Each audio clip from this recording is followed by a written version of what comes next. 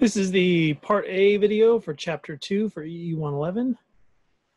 So in the previous chapter, we talked about sort of a generic two-terminal device. We sort of set the groundwork for some concepts of electrical engineering. In this chapter, we're going to start to add more two-terminal devices. We're going to start to add the devices that we spend the bulk of this quarter working with in the circuits that we analyze. The first two-terminal devices we're going to look at are voltage and current supplies.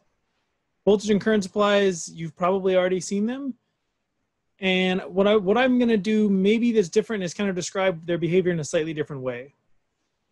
So a lot of people, when they see, for instance, an ideal voltage supply, they know an ideal voltage supply is kind of like a battery, right? It maintains a certain voltage across its terminals. And that's exactly what it does. But I usually like to describe it as an ideal voltage supply is a device that will provide whatever current is necessary to maintain a constant voltage across the terminals. Sometimes these are described, even in the book, I think these are described more passive than what they're actually doing. What they're doing is, in these real supplies, they're constantly monitoring their output voltage, and they're adjusting the amount of current that they output to maintain that constant output voltage. So really, I like to think of an ideal voltage supply as something that, and I think about it as something that it outputs whatever current it needs to maintain a constant voltage. And so sometimes they're described more as sort of being at the mercy of other elements in a circuit, and that's not really the case. They are actively controlling, actively maintaining a constant voltage. Same thing with current supplies. An ideal current supply maintains a constant current through its terminals, and it does so by applying whatever voltage is necessary at its terminals to maintain that constant current. And there's also thinking about ideal voltage and current supplies in this way helps people when they get to non-ideal effects. For instance, with an ideal voltage supply, there is ultimately a limit to how much current it can output. And so eventually, if you push it too far, it won't be able to output enough current. And in that case, it will essentially stop outputting the ideal voltage. But for now, for this class, you don't have to worry about that. You can think of these as devices that that just output a constant voltage or output a constant current. But also remember that there will, of course, be some unknown current through a voltage supply, and there will, of course, be some unknown voltage across a current supply. That's what these supplies are doing. They are producing whatever current or voltage is necessary to maintain that constant value. Dependent supplies. These you might not have seen before, depending on the background that you've had. Dependent supplies are just an ideal voltage or current supply where rather than having a fixed value or, rather than having a fixed numerical voltage value or current value, the voltage or current value for the supply is a function of some other parameter somewhere else in your circuit. These end up being very useful. So a lot of the techniques that we learn in this class, you're going to apply later on when you do electronics. And a lot of electronics are nonlinear devices, but we, for the purposes of analyzing them, will treat them as linear devices. And when we do that, usually it means these electronic systems are a combination of a large number of these dependent supplies that reflect sort of the gain of amplifiers and things like that. So dependent supplies, for the purposes of this class, it's not really that tough. We treat them for the most part just like a voltage or current supply. They're simply a voltage or current supply that is some algebraic expression that's a function of some other parameter in the circuit. And it seems it seems like an extra work, but you'll notice once we get to chapter 4 in the book or so, when we're analyzing circuits, we're just making a big giant mess of equations and variables anyway. So it's really not that big of a deal to toss one more variable on the pile, especially since this other unknown variable is probably something that we already have represented as a variable somewhere else in our circuit. So it ends up not being that big of a deal, but just always kind of think of these as these are just voltage supplies, these are just current supplies. Now there are times when we do have to take special consideration for dependent supplies, and we'll get to that a little bit later on. We'll get to that when we're analyzing sort of at the end of chapter 4. And so sometimes we do, because especially when we're testing the behavior of a circuit, when we're sort of characterizing a circuit for some unknown load or some unknown thing connected to its terminals, sometimes we have to kind of do something like pick a test value. You have to pick a value for some current in our system so that there's some actual real number that we can use for the purposes of analyzing the supply. But don't worry too much about it. We can have voltage supplies that in this case, so this would be a dependent voltage supply where the voltage is a function of some other voltage in the circuit. This would be a dependent voltage supply where the voltage is a function of some other current in the circuit. And this is a current supply where the current is a function of some voltage, and this is a current supply where the current is a function of some current.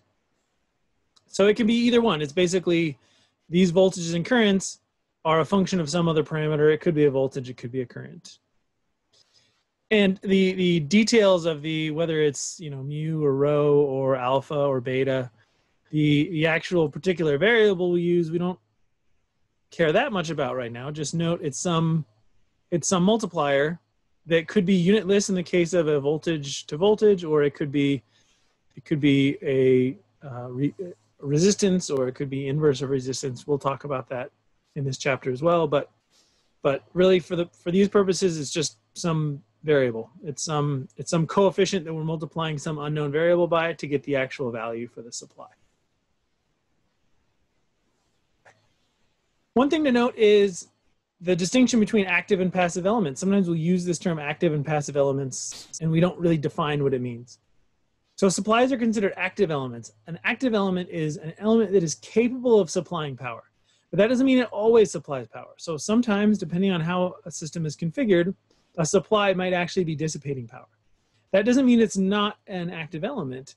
It's an active element still because it's capable of supplying power.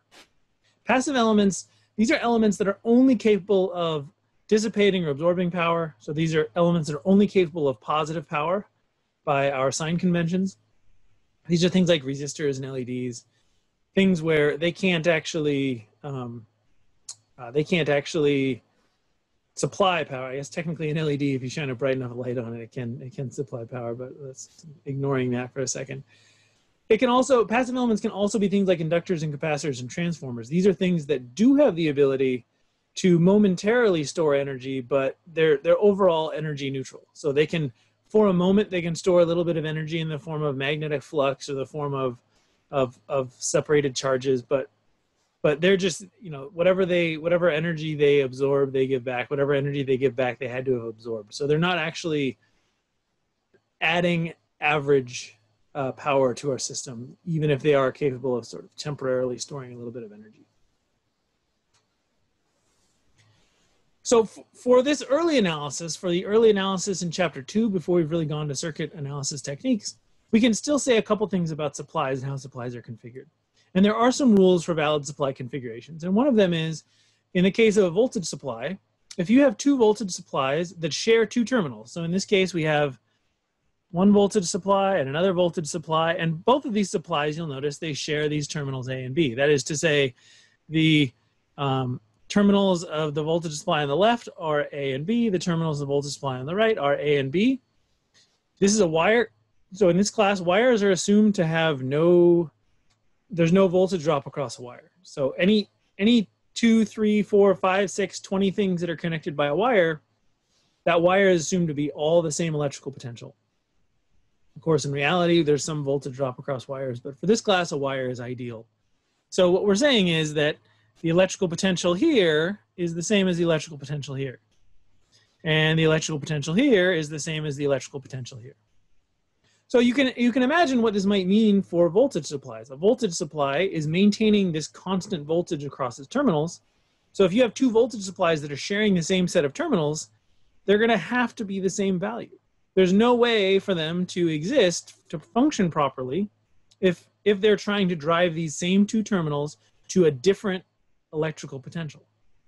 So later on, at the beginning of chapter 3, we'll talk about series and parallel. This is ultimately what we call a parallel connection. Parallel meaning two things that share two terminals. But what it means for us, for voltage supplies, is if we have two voltage supplies connected like this, they must have the same magnitude in the same orientation. So there's a similar thing for current supplies. So if current supplies share one terminal and there's nothing else connected here, so if there's no other wire connected here, there's no other wire connected here, if these two supplies, if this supply and this supply share a terminal and nothing else is connected to that terminal, That's what we'll later call a series connection. That means these two current supplies must have the same magnitude of current in the same direction. And this also makes sense because what we're saying is that because these share a node and there's nowhere else for current to go, there's nowhere for current to flow, whatever current flows through this supply has to be the same current that flows through this supply. You know, whatever current comes out of this terminal has to enter this terminal of this device, and all has to come out here. So in this case, if current supplies are configured such that the current from one has to be the same as the current flowing through the other, then also these had better have the same magnitude of current in the same direction. And so the book goes through a couple of examples, and it's good to look through these, of verifying if connections of supplies are actually valid or not. So let's look at a couple of these. Let's do a check for validity using a few different examples. So in this example on the left, is this a valid circuit? Well, we have voltage supplies in this circuit, and what do we know about voltage supplies? If two voltage supplies share the same two terminals, which in this case they do, then their magnitude and direction of their supply must be the same. So in this case, we have a positive negative oriented 10 volt supply, and in this case we have a positive negative oriented 5 volt supply. Their orientation is the same. That is to say, the positive terminal of one supply shares the same node, or the positive terminals of the supplies share the same node, and the negative terminals share the same node, so they are in the same direction, but they're not the same magnitude. One is 5 volts, the other is 10 volts, so this is not a valid configuration. Let's look here. Here in this next circuit, we have a 5 amp current supply that shares one node with a 2 amp current supply, and there's nowhere else for this current to go. There's nothing else connected to this node A here, which means what's our rule for current supplies then? Our rule is if two current supplies share a node and nothing else is connected to that node, they must have the same current in the same direction. So in this case, they do have the same current in the same direction. So the current in this case is flowing in the same direction, but this one is 2 amps and this one is 5 amps. So they are in the same direction, but they are not the same magnitude. Once again, that's not a valid supply. Let's look at this last one. We have a voltage supply and a current supply. These both share two terminals. So they both share two terminals. They also share a terminal with nothing else connected to it. There's nothing else connected here like this. But one is a voltage supply and one is a current supply, and there's no particular rules for that. So is this valid? Does this violate any of our rules? No. If there are two different types of supplies, there's no way for these to violate these rules. And what we have is we are going to have 5 volts across this current supply, and we're going to have 5 amps of current through this voltage supply, none of which are a problem. They're both capable of doing that. They don't violate any particular rules of supplies. Give that one a big red check. Maybe I'm going to try to get fancy here, and we'll give it a green check. Boom. There we go. Playing games here. Okay. Now let's look at dependent supplies. Let's check dependent supplies for validity. So dependent supplies, checking them for validity, in this case, we're going to have to first analyze what the magnitude of the supply is. So we're going to have to use that unknown variable, find the magnitude of the supply, find the sign of the supply in case the magnitude is negative, and then we're going to have to do the analysis. So it's just one extra step, but the same basic thing. Let's look at this first example here. So we have our dependent supply is 3Vx, where Vx is the voltage here. So Vx is the voltage for this voltage supply, and that is 5 volts. We have a dependent voltage supply here, which is 3Vx. So we have Vs equals 3 times 5. That equals 15 volts. So this one is actually 15 volts. Now, is this a valid configuration? Well, we have two voltage supplies that are sharing two terminals. They both share the nodes A and B, which means they have to be in the same direction and the same magnitude. They are in the same direction. Positive on top, negative on the bottom, negative on the bottom. But one is 5 and one is 15. This is not a valid supply. This is not a valid configuration.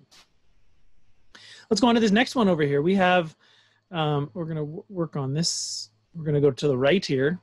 We have a dependent voltage supply where Vs is 4Ix. So Vs is 4Ix. And what is Ix? Ix in this case is this 2 amp current supply. So it's, you know, these aren't very complicated circuits. The current's got to come from a current supply because we're not doing anything else here.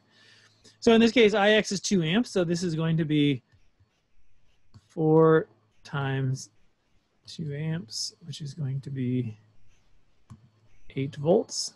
And in this case, the units here are going to have to be ohms. So this units of the 4 is ohms. That's not, again, we don't have to worry too much about the units for these right now, but it's interesting to note. So if we have 8 volts here, is this a valid configuration? Well, we have a voltage supply and a current supply. Is there any reason that these two can't be whatever value if they're ideal? No, these don't violate any rules. So we can have 2 amps flowing through this 8 volt supply, and we can have 8 volts across the 2 amp supply. Neither of those are a problem. This one, boom, big old green check mark. Good for you. Okay, and then let's do this next problem. We have IS. This is a dependent current supply. Is 3 Vx, and Vx is 5 volts. So that's going to be 15 volts. So we have, 15 amps. So we have 15 amps flowing in this direction. Is there anything wrong with that? We have 15 amp current supply and a 5 volt voltage supply. Nope, nothing stops us from having 5 volts across our current supply and 15 amps through our voltage supply. So this one, I'm not going to waste your time changing the check color, so we're just going to have to live with a red check here. That one's also good. And lastly, let's do this current supply here. So in this case, our IS is 3Ix. In this case, the 3 is going to be unitless because it's a current to a current. And Ix is 2 amps here, so that's going to be 3 times 2 equals 6 amps. So we have a 6 amp. So we have a 6 amp current supply and a 2 amp current supply. And these share a node, and nothing else is connected to that node, which means they must have currents in the same direction and the same magnitude. In this case, this current's flowing this way, which the same direction would have to be this way. So this current supply is both in the wrong direction and it's the wrong magnitude. So this is a big, we're going to do a double X on that one because that one is way not valid there. So, and that's about it. Now we could have, let's say this one had been a little closer. Let's say this one had been, let's help it out here a little bit. Let's say this one had been, instead of 3, this had been -1 Ix. If that had been the case, then the current flowing in this direction would have been -2 amps, which is the same as saying the current flowing in this direction would have been 2 amps. And in that case, we would have had 2 amps flowing this way and still had 2 amps flowing this way in the same direction, and they would have been the same magnitude, and that would have been valid. So there are times when you can have 2 voltage supplies or 2 current supplies, and they can still be valid, even if it's dependent. It just, the numbers have to magically work out. I mean, not magically, but the numbers have to work out to be the same magnitude in the same direction.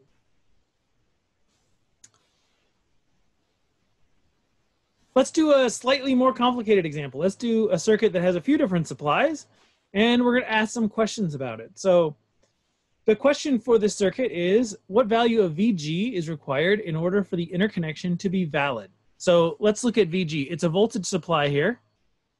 VG is a voltage supply, and it is connected to another voltage supply it shares 2 terminals. So both of these voltage supplies share this same wire on their ends, which means by our rules for voltage supplies, I'm sorry, I got a little hiccups here. By our rules for voltage supplies, these must have the same magnitude in the same direction. Furthermore, this voltage supply is a dependent supply and is dependent on IB. And to make matters worse, IB is labeled in a direction opposite the direction of a current supply. So it's fine. We'll just go through, we'll be methodical with this and it'll all work out all right. First of all, what can we say? We know what IB is. So based on this circuit, what is IB? The labeled, that blue labeled value IB. Try to think of it for yourself. Don't wait for me to say it. Answer to yourself. You can say it out loud. It's just you and the empty room, so nobody will think you're crazy. So what do you think IB is? IB is negative 8 amps. Why is IB negative 8 amps? Because we know that we have 8 amps of current flowing in this direction because we have a current supply here. And so if there's 8 amps of current flowing in this direction, then our labeled variable in this direction has to be negative 8 amps. So 8 amps one way is negative 8 amps the other way. You know, same thing. So IB, in this case, we know IB equals negative 8 amps. So what is the magnitude of this supply then? So if IB is negative 8 amps, then the magnitude, then this supply is going to be IB divided by 4. That's going to be negative 8 divided by 4. That's going to be negative 2. So this voltage here is, maybe I'll change colors for this. So this voltage here is negative, no, that's not a good color.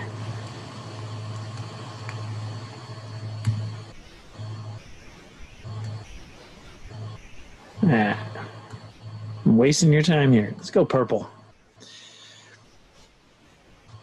Negative 2 volts as labeled. And these are labeled, this supply is labeled the same as this supply. So what does the magnitude of VG have to be for this to be valid?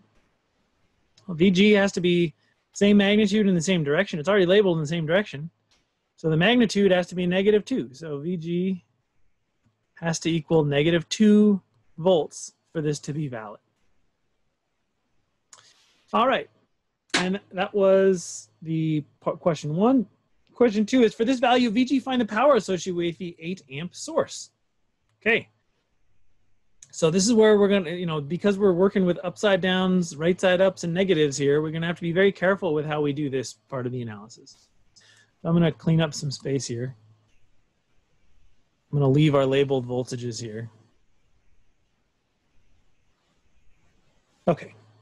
So one thing to note is when we talk about passive sign convention, we have this distinction between labeled values and actual values. So let's stick with labeled values for now. So let's stick with, and I'm going to use the labeled direction for current for the 8 amp supply. Let's forget about IB for a little while. Let's not worry about that right now. So what I'm saying is, so VG, we know VG is negative 2 volts. And we know VG is oriented like this. So if we're considering 8 amps flowing down, which is the labeled current for that current supply, again, ignoring this other variable we had created over here, then what do we have here? We have a labeled current flowing into a labeled positive terminal. So what version of the power equation do we use for that? By passive sign convention. By passive sign convention, if the labeled current is flowing into the positive terminal, then we are going to use power is equal to I times V. So in this case, power is equal to I times V. Again, we were using the label for the supply itself in this case. So power is going to equal 8 amps times V, and V in this case is negative 2. That's going to be negative 16 watts. What does that mean? That means if our current supply is negative 16 watts, what is it doing? It means it is providing 16 watts of energy to the rest of our circuit. It is generating 16 watts of power, sorry. It's generating 16 watts of power. It's providing 16 watts of power to the other elements in the circuit. That's what negative power is. Negative power means power being developed, power being generated, power being sort of powering other elements in the circuit. Lots of different verbs, and again, I apologize for those, but you're going to hear those different terms. You're going to hear those different terms all over the place, even in the book, even from me. Everybody uses different ways to describe it, so I'm going to just try to throw a bunch out there. Hopefully something sticks without being too confusing. So we found the power for this was negative 16 watts. And again, that means that's 16 watts developed, 16 watts of power developed. So let's analyze this another way. What if we, instead of using that label on the current supply, what if we just use the label here, IB? Let's do this analysis again.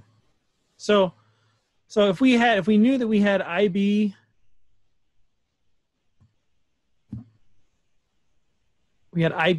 our current flowing in this direction was IB, and we're just going to treat this as just a generic two-terminal device here. So we have this current IB flowing in this direction. Remember, IB was labeled opposite the direction of the current supply. And we have this voltage with terminals plus minus here. That's our VG. So in this case, we have current shown entering the negative terminal, or current shown exiting the positive terminal. Same thing. Current entering the negative, exiting the positive. Same thing. What version of the power equation do we use for that? For that, we use power is equal to negative I times V. And in that case, our I would be negative 8 amps. So it's negative 8 amps times negative 2 volts. Once again, we got three negatives there. So 3 negatives is 1 negative. So once again, we have negative 16 watts if we'd solved it that way. But the key thing here is you're going to come out with the right answer as long as you don't mix two things. As long as if you're using a label, whatever label you're picking, and you're using the actual value for that label, whichever label you're picking, and you're consistent about which version of the power equation you use for whatever labels you're using, it's all going to work out okay. But in cases like this, you probably already might be kind of scratching your head or kind of wondering why I drew something the way I did, so it's a great time to, if you're seeing this and you're confused by it, that's totally fine, totally understandable, expected even. It might be good to attend the office hours and ask some questions about this. This is definitely something where it's good for you to go through lots of examples of it, prove it to yourself.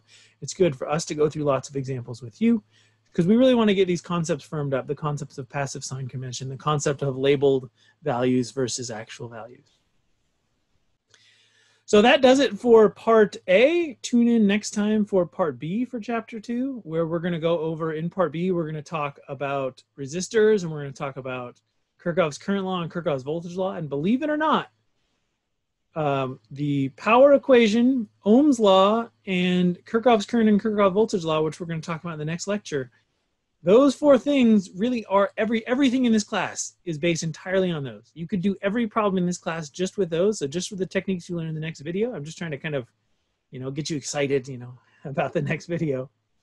But all these techniques that we show in the next video and that we've already talked about form the basis for everything we do in this class.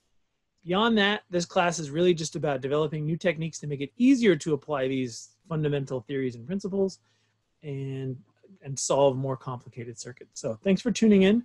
I will see you next time.